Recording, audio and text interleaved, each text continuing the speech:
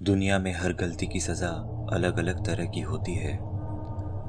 लोगों की सबसे बड़ी समस्या ये है, हर ज़रूरी बातों को नज़रअंदाज कर देते हैं और जिसकी सज़ा उन्हें भुगतनी पड़ती है।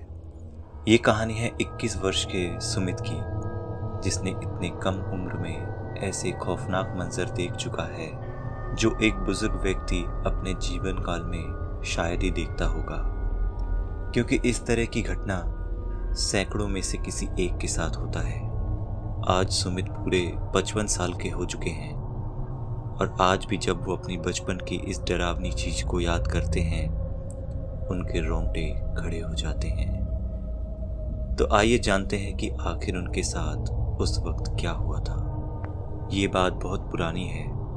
उस वक्त सुमित की उम्र 21 साल थी और एक दिन उन्हें अपने गांव से दूसरे गांव में एक पूजा में जाना था, जहां भगवान भोलेनाथ की पूजा होने वाली थी। वो गांव उनके गांव से तकरीबन 5 किलोमीटर की दूरी पर था। उन्हें पैदल ही वहां जाना था, इसलिए वो शाम होने से पहले ही उस गांव के लिए रवाना हो गए। कुछ ही घंटों में वो वहां पूजा स्थल पर पहुंच जाते हैं। पूजा समाप्त होते होते रात के 2 बज चुके थे। वहां रुकने की जगह तो थी, पर उन्होंने सोचा कि पूजा खत्म हो चुकी है तो क्यों ना अपने घर चला जाए। सुमित उसी वक्त रात के अंधेरे में घर की ओर चल दिए। वो कच्ची सड़क पर चल रहा था, तभी उन्हें सड़क पर कोई सफेद साड़ी पहने हुए एक औरत दिखाई दी। उन्हें लगा कि शायद ये भी पूजा से होकर आ रही है।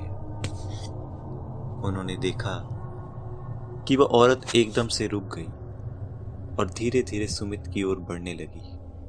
थोड़ी देर के लिए उन्हें कुछ समझ नहीं आया, पर अचानक सुमित को उस औरत के हाव भाव कुछ अच्छे नहीं लगे। सुमित ने उनसे पूछा कि तुम कौन हो, पर वो कुछ नहीं बोल रही थी। वो सीधा सुमित की ओर आ रही थी। सुमित समझ गया था कि इस अंधेरी रात में मेरा सामना एक प्रेत आत्मा से हो चुका है और मुझे इससे बचना है। सुमित जानते थे कि अगर मैं कच्ची सड़क पर रहा तो मैं शायद ही बच पाऊंगा। सुमित तुरंत ही पक्की सड़क पर आ गए, क्योंकि उनकी मां ने बताया था कि प्रेत कभी पक्की सड़क पर नहीं आते। जैसे ही सुमित पक्की सड़क पर आए और तुरंत ही वो प्रेत आत्मा उनकी नजरों से ओझल हो गया और एक पल के लिए सुमित के रोंगटे खड़े हो गए।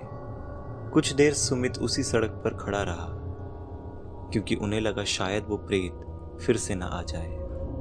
पर काफी देर रहने के बाद भी वो जब नहीं आई तो उन्हें लगा कि अब वो जा चुकी है और अब उन्हें घर जाना चाहिए।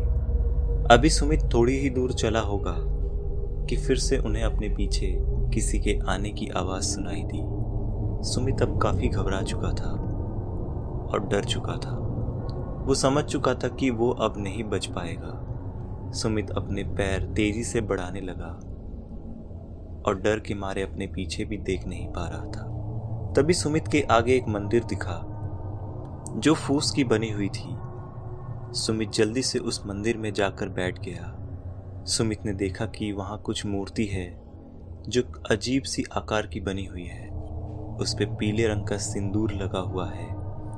जैसे ही सुमित ने उस मूर्ति को छुआ, उसे अपने अंदर बहुत ही अजीब सा महसूस हुआ।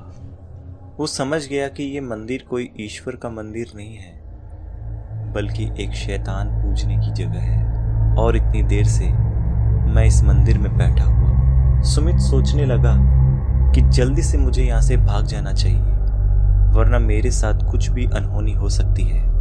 डर से सुमित के हाथ पैर कांप रहे थे, क्योंकि सुमित को तब तक वो आवाज पीछे से आती रही जब तक वो अपने गांव नहीं पहुंच गया। शायद वो आत्मा सुमित का पीछा काफी दूर तक करती रही, लेकिन सुमित की किस्मत अच्छी थी कि वो कुशल पूर्वक अपने घर लौट गया, वरना उसके साथ कुछ भी हो सकता था। सुमित काफी देर तक उस शैतान की मंदिर में बैठा रहा, जो उसके जीवन की सबसे बड़ी भूल थी। वहां से लौटने के बाद सुमित की शारीरिक क्षति तो नहीं हुई, पर मानसिक क्षति जरूर हुई थी। वो रात दिन बस यही सोचता रहता था और उसके सपनों में भी वही मंदिर आता था। सुमित कभी भी उस मंदिर की ओर नहीं गया। उसे तो ये भी नहीं पता कि आखिरकार वो मंदिर वहां था भी कि नहीं। मुझे लगता है कि कोई फैसला बहुत ही सोच समझ कर लेना चाहिए, नहीं तो इस तरह की गलती आपको मौत के दरवाजे तक ले जा सकती है। उस दिन सुमित की किस्मत अच्छी थी कि वो बच गए, नहीं तो उनके साथ कुछ भी हो सकता था।